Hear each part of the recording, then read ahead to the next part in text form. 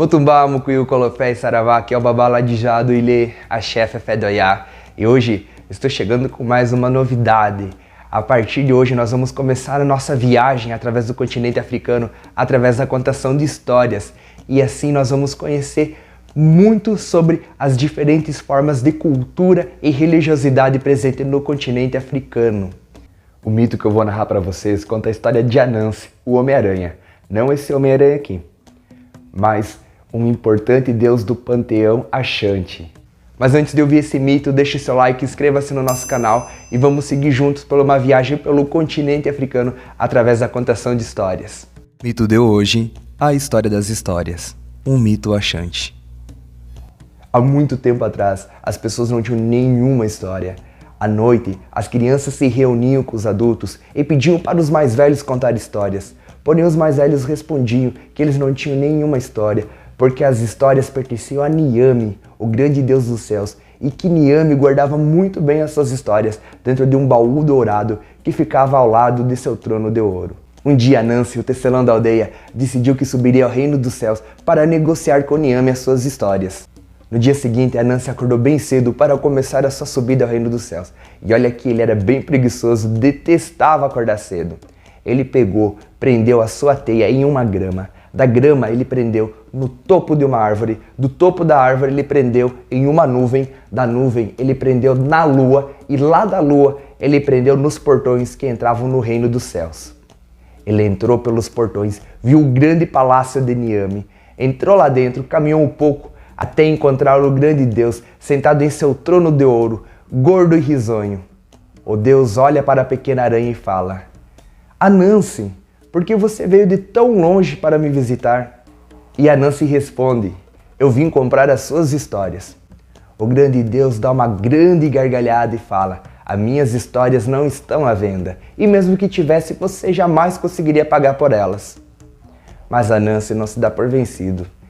Faça seu preço, grande Deus, e eu digo que eu conseguirei pagar por suas histórias. Niame coçou o seu queixo, olha bem nos olhos de Anansi e fala: para você levar as minhas histórias, você precisa me trazer 4 coisas que eu quero muito.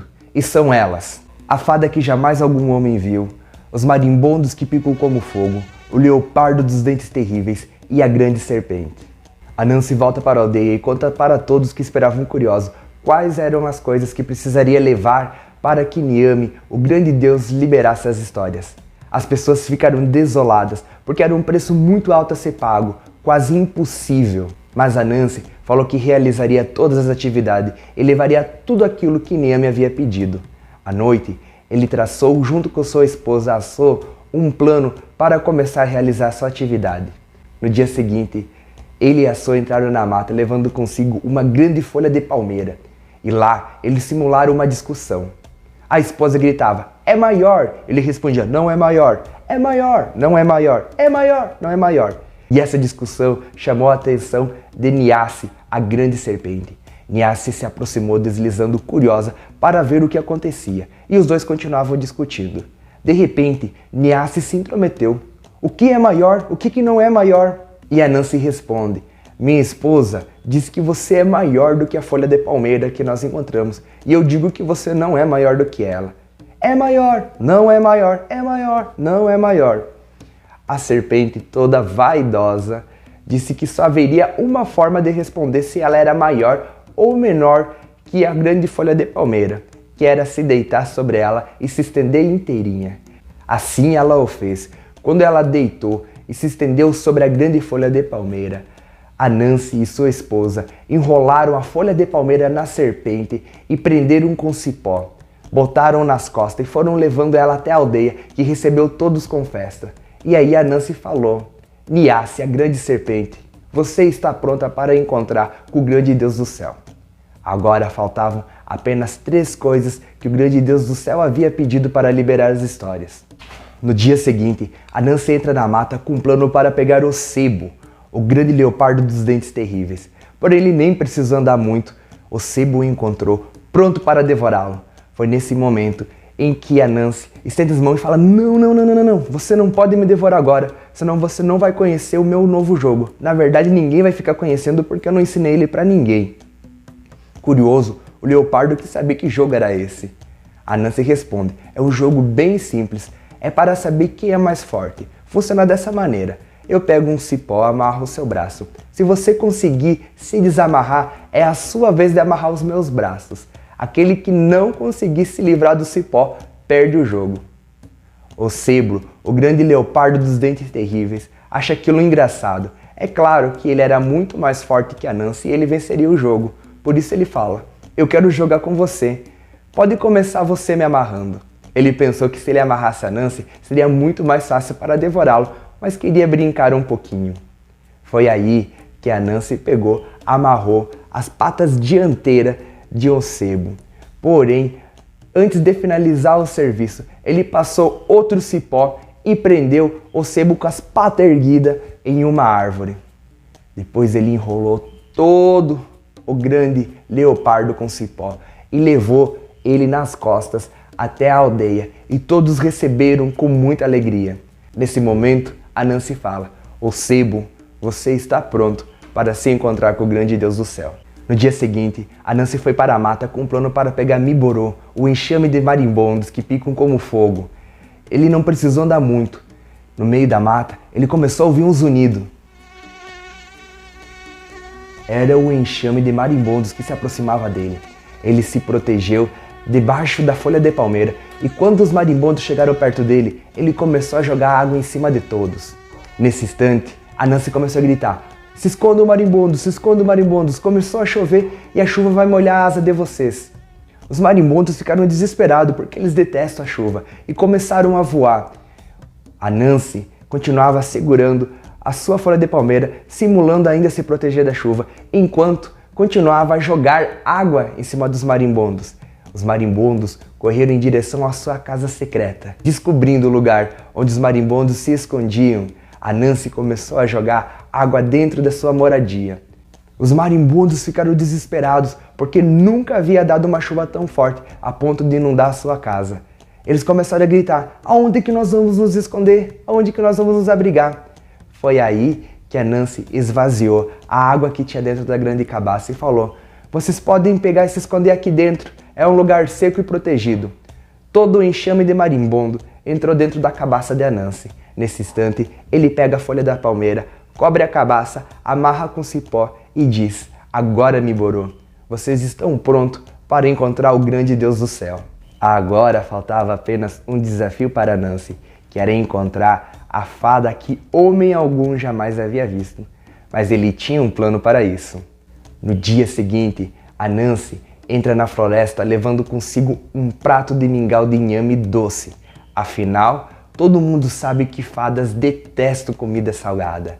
Ele também levou consigo uma boneca e essa boneca estava revestida com cola de seringueira. E ele andou pela mata procurando um pé de flamboyant, uma árvore muito rara, mas que segundo as lendas é onde as fadas se reúnem à noite para dançar. Ele andou, até que encontrou o dito pé de flamboyant. Embaixo dele, ele colocou a tigela de mingau e atrás da tigela do mingau, a boneca. A boneca ele prendeu com o fio de sua teia e se escondeu atrás de uma moita. E ele aguardou por algumas horas até que anoiteceu. Quando caiu a noite, apareceu Motia, a fada que homem algum jamais havia visto. E ela dançou por muitas horas. Algum tempo depois, Motia notou a presença da tigela de mingau e da boneca. Ela se aproximou e pergunta para a boneca, bebezinho, posso provar de seu mingau? A Nancy puxou o fio que prendia a boneca, fazendo com que ela fizesse um movimento para frente e para trás, afirmativo. A fada provou do mingau e adorou, e pergunta, bebezinho de borracha, posso continuar comendo do seu mingau? E com outro movimento afirmativo, a fada segue comendo até que ela come todo o mingauzinho que estava presente na tigela. Agradecida, a fada agradece. Bebezinho de borracha, muito obrigado por permitir que eu comesse todo o seu mingauzinho. Mas a Nancy não mexe mais a boneca, o que deixou a fada um pouco irritada. Bebezinho de borracha, estou falando com você. Obrigado por permitir que eu comesse do seu mingauzinho. E a boneca permanece estática. Bebezinho de borracha, você não está me respondendo e estou ficando muito chateada. E novamente, lá estava o bebê, todo esticado. Estou muito brava contigo. Sabia que você é muito mal educada? Nesse momento, a Nancy puxa o fio, fazendo com que a boneca fizesse um movimento afirmativo. A fada fica muito brava e diz: eu vou te dar um tapa para você deixar de ser mal educada. E dá um tapa na boneca e acaba ficando com a sua mão grudada. Afinal, a boneca estava revestida com cola de sirigueira. A fada começou a gritar, falar: me solta, bebezinho de borracha, me solta, bebezinho de borracha, ou eu vou te dar um outro tapa. E acabou dando um tapa com a outra mão. Com as duas mãos presas na boneca, a Nancy pula e, com a mesma teia que estava presa na boneca, enrola a fada na boneca, coloca nas costas e fala: Moa tia, você está pronta para encontrar o Deus do céu. Quando a Nancy volta para a sua aldeia, é recebido com uma grande festa. Afinal, ele conseguiu as 4 coisas que o grande Deus do céu queria para liberar as histórias. No dia seguinte, a Nancy começa a sua subida para o palácio de Niamey. Ele prende a sua teia numa grama, da grama ele prende no topo de uma árvore, do topo de uma árvore ele prende na nuvem ele prende na lua, e na lua ele prende nos portões que entram no reino do grande Deus dos céus. E assim ele subiu levando as suas 4 presas. Quando ele chega na frente de Niamey, ele fala: grande Deus poderoso do céu, eu trouxe para você tudo o que tu me pediu, agora você deve me entregar as suas histórias. Nisso, Niamey chama os seus ministros e fala que a Nancy conseguiu o que homem algum havia conseguido. Não importava se era o homem mais forte do mundo ou o homem mais rico, nenhum deles havia conseguido trazer aquilo que Niamey havia pedido. Por isso, antes de Niamey descer à terra com o baú de histórias, foi feita uma grande batucada em sua homenagem. No dia seguinte, após essa grande festa, Niamey desce para a terra trazendo consigo as histórias. A Nancy desce à terra, chegando à sua aldeia trazendo o baú de histórias. E ele começa a contar as histórias para todas as pessoas que ele encontra à sua frente. Algo que a Nancy descobre é que mesmo ele contando essas histórias, as histórias passam a ser das outras pessoas, mas não deixam de ser suas. E foi dessa forma que as histórias da Nancy ficou conhecida como as histórias da aranha. E essas histórias se espalharam por todo o continente africano. Atravessou o oceano, chegou às Américas, chegou na Ásia, chegou na Europa, chegou até a mim, chegou até você.